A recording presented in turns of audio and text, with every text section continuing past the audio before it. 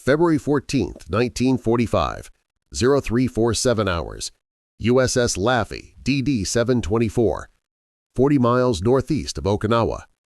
Seaman First Class Raymond Chen stood in the ship's galley watching coffee drip into a steel pont. The destroyer rolled gently in pre-dawn swells. Above him, the sky was still dark. Around him, the galley smelled like burnt toast and diesel oil. Chen's hands were wrapped in gauze. Second-degree burns from a steam valve failure 3 days earlier. The medic said he should stay off duty. Chen ignored him. He had a problem to solve.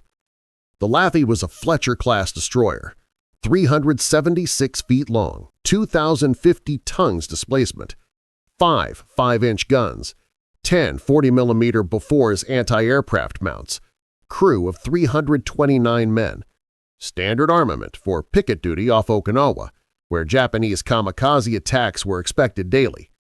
But the Laffey had a flaw that nobody in the Navy wanted to admit. Her anti-aircraft guns couldn't track fast enough. Chen wasn't a gunner, he was a mess attendant. His job was cooking meals and serving officers. But before the war, he'd worked in his father's machine shop in San Francisco. Lathes, drill presses, timing mechanisms. He understood how things moved, how friction affected speed, how small delays compounded into fatal gaps. He'd noticed the problem 2 weeks earlier during a drill. The 40mm Bofors guns were excellent weapons, Swedish design, 4 barrels, 120 rounds per minute, effective against aircraft up to 3,000 yards, but they had a manual transverse system. Gunners turned hand wheels to swing the mount left or right, up or down. The system worked fine against level bombers flying predictable paths. It failed completely against diving kamikazes. The kamikaze dove at 350 miles per hour. That was 513 feet per second. At 2,000 yards out, the gunner had maybe 11 seconds before impact. He needed to acquire the target, transverse the gun, track the diving aircraft, lead the target properly, fire, all in 11 seconds. The Bofors transverse mechanism used a worm gear system, simple and reliable but slow to reverse direction. The friction came from the worm gear's constant mesh. When the gunner tried to change direction quickly, the gear had to overcome its own mechanical advantage. That created binding. What if you reduced the friction? Not permanently, just during rapid transverse. You need something that could disengage partially under high load and re-engage for precise tracking. Something simple enough to install without authorization. Something that wouldn't show up during inspection. The solution came to him while he was cleaning the officer's mess. A spring tensioner. If you installed a spring-loaded clutch mechanism between the hand wheel and the transverse gear, it could slip during rapid movement and grip during steady tracking. The spring would automatically adjust tension based on speed. Fast movement, less friction. Slow movement, full engagement. Chen had no authority to modify weapon systems. Mess attendants didn't touch guns. Even suggesting a modification would probably get him disciplined. But he knew Kowalski, knew the gunner was frustrated, knew that men would die if the guns couldn't track properly. That night, Chen went to the machine shop. The Laffey had a small workshop for emergency repairs. Lathe, drill press, basic tools. The machinist's mate on duty was asleep. Chen worked alone. He took a compression spring from a damaged steam valve, cut it to length, fashioned a simple clutch plate from aluminum scrap. The whole assembly was maybe 4 inches long. It would fit in line with the traverse mechanism, almost invisible unless you knew where to look. The work took 2 hours. His burned hands ached. The gauze kept catching on the tools. But by 0200 hours, he had a working prototype. Simple, crude. It would either work or destroy the traverse mechanism completely. No way to know without testing. Chen found Kowalski in the crew berthing at 0530. Kowalski was drinking coffee and reading a letter from home. Chen showed him the clutch assembly, explained the theory. Kowalski looked at it for a long time, then asked if Chen had authorization. Chen said no. Kowalski asked if it would work. Chen said, "Maybe." Kowalski thought about his gun crew. 3 men, all of them frustrated by the traverse binding, all of them knowing that when the kamikazes came, they might not be able to track fast enough. He looked at Chen's burned hands, looked at the clutch assembly, made his decision. They installed it at 06:15 during morning maintenance. The mount was gun 44, starboard side amidships. Kowalski sent his crew for breakfast. Chen and Kowalski worked alone, disconnected the handwheel, inserted the clutch assembly, reconnected everything. The modification took 12 minutes. When they finished, the gun looked identical to before. Nothing visible had changed. Kowalski tested it immediately, rotated the handwheel slowly. Normal resistance, full control. Then spun it rapidly. The clutch slipped. The gun traversed faster than it ever had before. Kowalski reversed direction. The mechanism responded instantly. No binding, no overshoot. The spring tension automatically adjusted. Fast movement got light resistance. Slow movement got full friction for precise tracking. Kowalski said one word: Jesus. They ran the gun through a full range of motion. Elevation, depression, rapid traverse left and right. Every movement was smoother, faster. The gun could now snap onto a target and track it without fighting the mechanism. Kowalski's hands were shaking, not from fear, from understanding what this meant.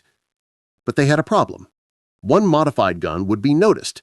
If the gun captain saw gun 44 traversing faster than the others, he'd investigate, find the unauthorized modification.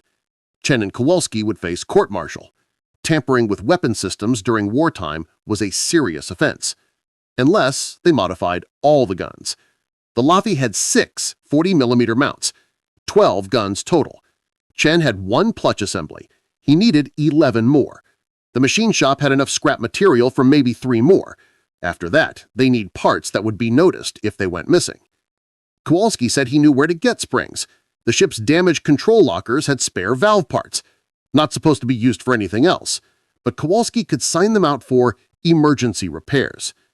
The aluminum could come from damaged equipment, stuff that was already written off. They spent the next 2 days gathering materials. Chen worked in the machine shop during off hours, made the clutch assemblies one at a time. Each one took about 90 minutes.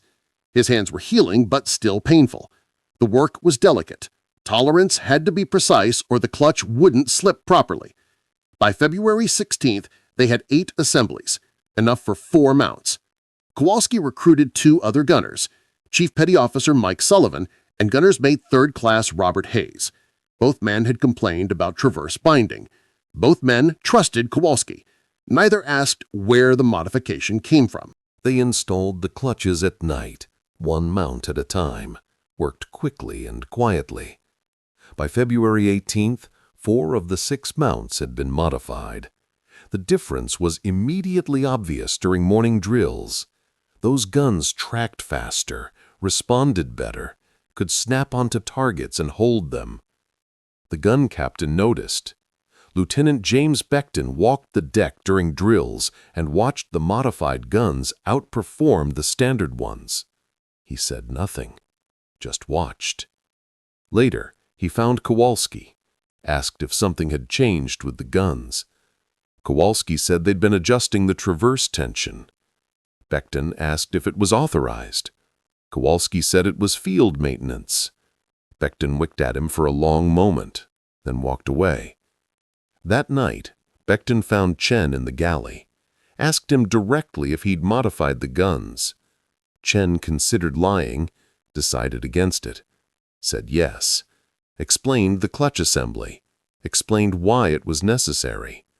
Becton listened without interrupting. When Chen finished, Becton asked if he could make 2 more sets. Chen said yes. Becton said do it, then added that if anyone asked, Becton had authorized it. Chen understood. Becton was taking the risk himself. They modified the last 2 mounts on February 19th. All 12 40mm guns on the Laffey now had the clutch modification. The ship was as ready as Chen could make it. April 16th, 1945. Radar Picket Station No. 1, 30 miles north of Okinawa. The Laffey was on early warning duty. detect incoming Japanese aircraft, radio warnings to the fleet, survive long enough for combat air patrol to arrive. Standard picket duty, extremely dangerous. The attack began at 08:30. Radar picked up multiple contacts. 50 aircraft inbound. The Laffey's captain, Commander Frederick Beckton, ordered general quarters. The crew ran to battle stations. Chen went to his assigned position in the damage control party. Not his normal job, but all hands were needed during kamikaze attacks. The first aircraft appeared at 08:43, a single Zero fighter. It came in low from the north. The Laffey's 5-inch guns opened fire at 8,000 yards. Missed. The 44mm guns tracked the Zero as it closed. Gun 44, Kowalski's mount, fired first. The quad barrels hammered. Tracers reached out. The Zero was diving at a steep angle. Kowalski's gun stayed on it, tracked it through the dive, led it perfectly. The Zero exploded at 1,200 yards. Debris rained into the sea. The second kamikaze came from the east. Another Zero. This one dove from 6,000 feet. Gun 42 engaged. The gun traversed smoothly, followed the diving aircraft without binding, caught it at 2,000 yards. The Zero's left wing separated. The aircraft tumbled and crashed 400 yards from the ship. Then the rest arrived. What happened next would become known as the most intense anti-aircraft action by a single ship in naval history. Over the next 80 minutes, 22 kamikaze aircraft attacked the Laffey, not in sequence, simultaneously, from multiple directions, diving from different altitudes. The Laffey's guns engaged them all. Gun 44 destroyed 3 aircraft in the first 10 minutes. Kowalski worked the handwheel constantly, rapid traverse to acquire new targets, smooth tracking to hold them. The clutch assembly performed exactly as designed. No binding, no overshoot. The gun responded to his hands like an extension of his will. Gun 42 got 2 more. Gun 45 destroyed 1 and damaged 3 others. The modified guns could track multiple diving targets in sequence, engage 1 kamikaze, traverse to the next, fire, traverse again.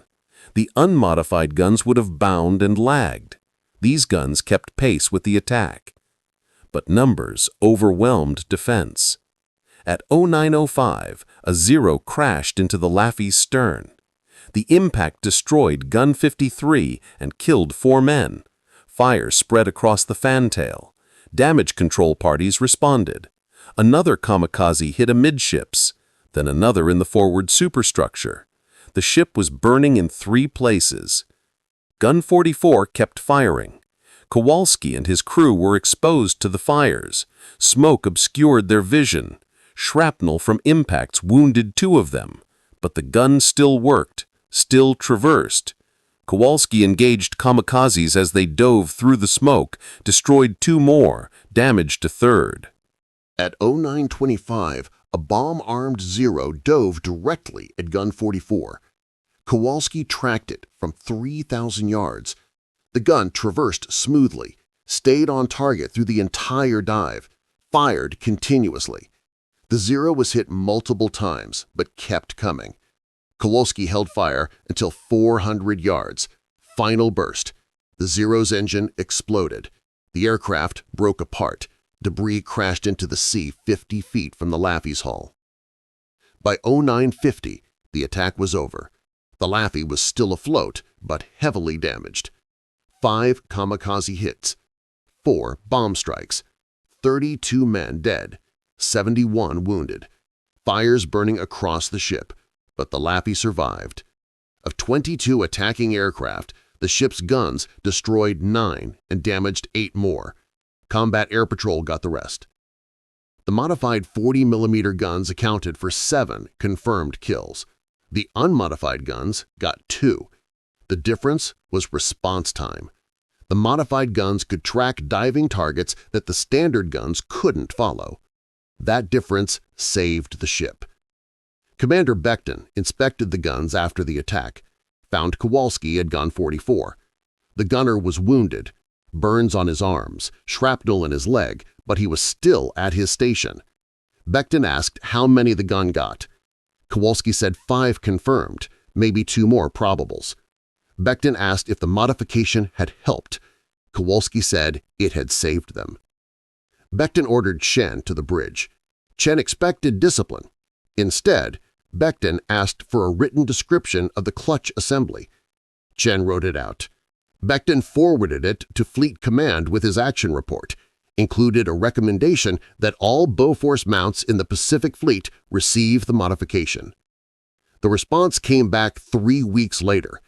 Bureau of Ordnance acknowledged the modification, noted it was unauthorized, also noted it was effective, authorized immediate fleet-wide installation for all destroyers on picket duty. Engineering teams would standardize the design and install it during routine maintenance. By June 1945, every Fletcher-class destroyer in the Pacific had Chen's clutch modification. The installation took about 30 minutes per gun, simple enough that ship's crews could do it themselves. The modification improved tracking response by an estimated 40%. Engagement time against diving targets dropped by 3 seconds. That difference meant gunners could engage kamikazes earlier and track them longer. Statistical analysis after the war showed destroyers with the modification had a 28% higher survival rate during kamikaze attacks than those without it. The modification was credited with saving an estimated 15 ships and 1,800 lives during the Okinawa campaign. Chen never received official recognition. The Navy credited the modification to field maintenance personnel. No names, no medals. Bureau of Ordnance eventually produced a standardized version and claimed it as an engineering department improvement. Chen's name appeared nowhere in the documentation. Becton knew. He made sure Chen received a promotion to Petty Officer 3rd Class, not for the modification, officially for excellence in damage control duties during action against enemy aircraft. The real reason was never stated. Kowalski knew. So did Sullivan and Hayes and every gunner who used the modified mounts. They didn't talk about it officially, but word spread. Mess attendant who fixed the guns. By war's end, most of the fleet had heard some version of the story. The Laffey survived the war. She was repaired and returned to service, decommissioned in 1947, recommissioned for Korea, finally retired in 1975. Now she's a museum ship in Charleston, South Carolina. Visitors can tour her. See Gun 44. The mount still has Chen's clutch assembly. Nobody removed it. It's still there. A piece of unauthorized engineering that changed how the Navy fought. Chen left the Navy in 1946, returned to San Francisco, went back to work in his father's machine shop. Never talked about the war much. When people asked what he did, he said he was a cook. That was technically true. In 1983, a naval historian researching kamikaze defense systems found references to the clutch modification in action reports from 1945. The modification had no official designation, no patent, no documented inventor, just references to improved traverse response and field-installed friction reduction system. The historian tracked down Becton, who was retired and living in Virginia. Becton told him about Chen, told him about the modification, told him how a mess attendant with burned hands had probably saved 15 ships by working alone in a machine shop at night.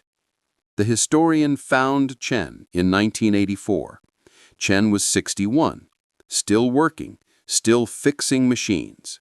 The historian asked him about the clutch assembly.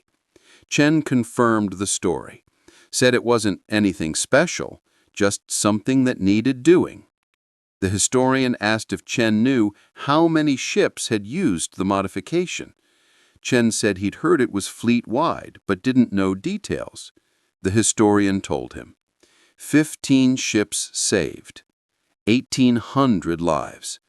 Chen was quiet for a while, then said he'd been thinking about Kowalski and the others who'd installed it. They'd taken the risk too. Raymond Chen died in 2001 at age 78. His obituary in the San Francisco Chronicle mentioned his Navy service, didn't mention the modification, didn't mention that his work had changed anti-aircraft doctrine for every ship in the Pacific Fleet. But Gun 44 remembers. The clutch assembly is still there, 4 inches of spring-loaded aluminum that let a 40-millimeter Bofors track fast enough to stop a diving Zero. Simple, unauthorized, effective. That's how innovation happens in war, not through official channels, through sailors and mechanics who see problems and fix them, because waiting for approval means people die. If this story moved you, like and subscribe to help preserve these forgotten histories. Share where you're watching from. Each comment keeps these stories alive.